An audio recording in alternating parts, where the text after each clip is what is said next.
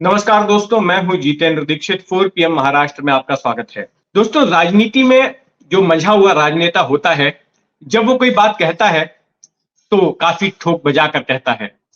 उसकी कही हुई बात के पीछे कोई मकसद होता है, कोई मतलब होता है, और ये जरूरी नहीं कि जो बात वो कह रहा हो उसका मतलब भी कुछ वैसा ही निकले। लेकिन कई बार मामला फंस भी जाता है। कई बार राजनेताओं के मुंह से कुछ ऐसी बातें निकल जाती हैं जिसको लेकर बाद में उन्हें यू टर्न लेना पड़ता है। अब देखिए, महाराष्ट्र के उप मुख्यमंत्री देवेंद्र फडणवीस के साथ भी कुछ ऐसा ही हुआ। देवेंद्र फडणवीस ने परसों के दिन एक अंग्रेजी अखबार को इंटरव्यू दिया और उसमें बताया कि महाराष्ट्र की जो 48 लोकसभा की सीटें हैं, उन 48 सीटों में से 26 लोकसभा सीटों पर बीजेपी चुनाव लड़ेगी, जबकि जो बाकी की 22 सीटें हैं उन पर शिवसेना और अजीत पवार वाली एनसीपी चुनाव लड़ने वाले हैं। इन तीनों ही पार्टियों का महाराष्ट्र में गठबंधन है, जिसका नाम दिया गया है महायुति, और ये गठबंधन सत्ता में है। तो ये तीनों सत्ताधारी पार्टियां लोकसभा चुनाव भी गठबंधन करके ही लड़ने वाली हैं, और इसको लेकर इनके बीच में सीट शेयरिंग की खातिर चर्चा शुरू हो गई है। हालांकि अब तक आधिकारिक तौर पर मुहर नहीं लगी। ये बात खुद फडणवीस ने भी स्पष्ट की थी, लेकिन उन्होंने कहा था कि 26 सीटें बीजेपी लड़ने वाली है। अब उनके इस बयान के बाद बवाल हो गया, और खास करके शिवसेना की तरफ से आपत्ति जताई गई। शिवसेना के जो सांसद हैं राहुल शेवाले, उन्होंने कहा नहीं, ऐसा तो नहीं है, कभी हमसे तो बात ही नहीं हुई है। ऐसे कैसे 26 सीटों पर लड़ सकती है बीजेपी? कोई सीट शेयरिंग पर चर्चा नहीं हुई है। तो वहीं दूसरी ओर अजीत पवार, जो तीसरा घटक दल है, वो हाल ही में गृह मंत्री अमित शाह से मिलकर आया, और उसके बाद अजीत पवार ने कहा कि सीट शेयरिंग पर बातचीत को लेकर मुलाकात हुई थी। तो एक तरफ वो कह रहे हैं कि सीट शेयरिंग को लेकर बातचीत शुरू हो चुकी है, लेकिन फडणवीस के बयान के बाद में एक सियासी हलकों में खलबली जरूर मच गई है। और इसके बाद जब ये नोटिस किया गया कि भाई फडणवीस के बयान के बाद जो बाकी के जो दोनों दल हैं उनसे नाराजगी सामने आ रही है, तो फिर फडणवीस ने अपने बयान से यू टर्न ले लिया और कहा कि अभी सीट शेयरिंग को लेकर कोई चर्चा नहीं हुई है। और यह बताया जा रहा है कि जब 3 दिसंबर को 5 राज्यों के चुनाव आ जाएंगे, उसके बाद फिर तेजी से सीट शेयरिंग को लेकर काम शुरू हो जाएगा।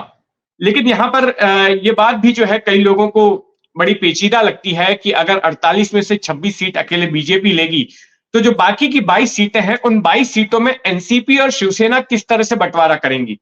क्योंकि ये दो पार्टियां हैं जिनके बीच में फिलहाल जम नहीं रही है। हालांकि ये दोनों भी बीजेपी के साथ सत्ता में ही हैं, लेकिन जो शिवसेना है वो कंफर्टेबल नहीं है, वो सहज नहीं महसूस कर रही है एनसीपी के आने से। पिछले साल जब एकनाथ शिंदे ने शिवसेना से बगावत की और बीजेपी के साथ मिलकर सरकार बना ली, तो फिर बीजेपी के पास पर्याप्त बहुमत आ गया राज्य में सत्ता स्थापित करने के लिए। ऐसे में एनसीपी को साथ लेने की जरूरत नहीं थी। लेकिन इस साल एनसीपी में भी बगावत हो गई और एनसीपी को भी सत्ता में शामिल कर लिया गया। अब इसकी वजह से समस्या ये खड़ी हो गई कि जो शिवसेना के बहुत सारे विधायक जो मंत्री बनने का ख्वाब देख रहे थे, उनका पत्ता कट होने वाला है, क्योंकि एक बार मंत्रिमंडल का विस्तार हुआ है, एक और बार मंत्रिमंडल विस्तार का इंतजार हो रहा है। वहीं दूसरी तरफ एनसीपी के जो विधायक हैं, अजीत पवार के साथ आए हैं, वे भी मंत्री बनना चाहते हैं। लेकिन अब जब मंत्री कुछ लोगों को बनाया जाएगा, तो ऐसे में जो दोनों ही पार्टियों के विधायक हैं, बगावत करके जो आए, उनमें से जिनको मंत्री पद नहीं मिलेगा, जाहिर तौर पर वे नाराज होंगे, और उनकी नाराजगी के डर से ही लगातार मंत्रिमंडल का विस्तार टाला जा रहा है, तारीख पर तारीख पड़ रही है, और सिर्फ उनको आश्वासन दिया जा रहा है कि नहीं, जल्द ही मंत्रिमंडल का विस्तार होने वाला है, हम बात कर रहे हैं, जल्द ही जो है नामों की लिस्ट फाइनल हो जाएगी। लेकिन ये सिर्फ उन्हें लॉलीपॉप दिखाया जा रहा है, उनको मिल नहीं रहा है। और वैसे भी जो लोग अब अगर महीने भर में मंत्री बन भी गए, तो कितने दिनों के लिए वो मंत्री होंगे? क्योंकि अगर ये सरकार अपनी मियाद पूरी कर भी लेती है, तब भी अक्टूबर में चुनाव होने वाले हैं, उसके महीने भर पहले करीब से आचार संहिता लग जाएगी। तो फिर मंत्री पद का भोग कितने दिनों तक ये लोग कर पाएंगे? ये भी है। तो ऐसे में पहले से ही शिंदे गुट, शिंदे की शिवसेना और अजीत पवार की एनसीपी के बीच वैसे ही नहीं जम रही है। और शिवसेना इस वजह से भी चिंतित है कि अजीत पवार की पार्टी के कार्यकर्ता और नेता बतौर मुख्यमंत्री प्रोजेक्ट कर रहे हैं। यह कहा जा रहा है कि 31 दिसंबर तक एकनाथ शिंदे की कुर्सी अगर चली जाती है, क्योंकि विधानसभा के स्पीकर को तब तक उनकी अयोग्यता पर फैसला सुनाना है, जो उद्धव ठाकरे ने शिकायत की थी उस आधार पर। तो ऐसी स्थिति में अगर एकनाथ शिंदे को हटा दिया जाता है, उनकी विधानसभा सदस्यता खत्म हो जाती है, तो फिर अजीत पवार को मुख्यमंत्री बनाया जा सकता है। हालांकि देवेंद्र फडणवीस ने इस बात से इनकार किया कि अगर एकनाथ शिंदे की विधानसभा सदस्यता जाती भी है तो विधान परिषद का रास्ता खुला हुआ है, विधान परिषद का सदस्य उन्हें बनवाया जा सकता है और वो मुख्यमंत्री पद पर बरकरार रह सकते हैं। खैर, उस पे सस्पेंस तो 31 दिसंबर के बाद खत्म होगा। लेकिन जहां तक संसदीय चुनाव का सवाल है, लोकसभा चुनाव का सवाल है, तो ऐसे में सियासी गलियारों में फडणवीस के बयान के बाद चर्चा गर्म हो गई और उसके बाद उन्हें यूटर्न लेना पड़ा।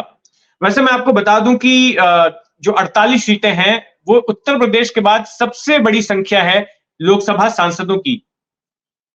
महाराष्ट्र में यूपी के बाद सबसे ज्यादा लोकसभा सांसद महाराष्ट्र से जाते हैं।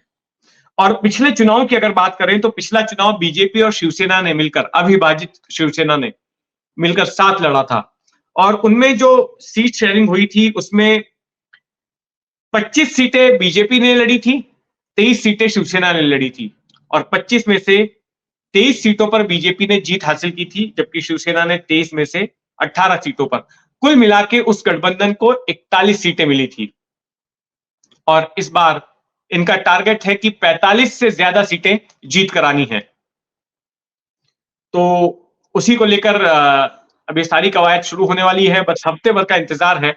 वहीं दूसरी तरफ जो महाविकास आघाड़ी है, उनकी ओर से भी अनौपचारिक तौर पर शरद पवार और उद्धव ठाकरे के बीच सीट शेयरिंग को लेकर चर्चा शुरू हो चुकी है और उसमें भी ये बात सामने आ रही है कि वहां पर भी जो उद्धव ठाकरे का गुट है वो 22 सीटों पर अपना चुनाव लड़ना चाहता है और बाकी की जो सीटें हैं उन पर एनसीपी, शरद पवार वाली एनसीपी और कांग्रेस के बीच में बंटवारा होगा। हालांकि कांग्रेस ने कहा है कि वो अपने पत्ते एक बार जब विधानसभा चुनाव के नतीजे आ जाएंगे उसके बाद खोलेगी।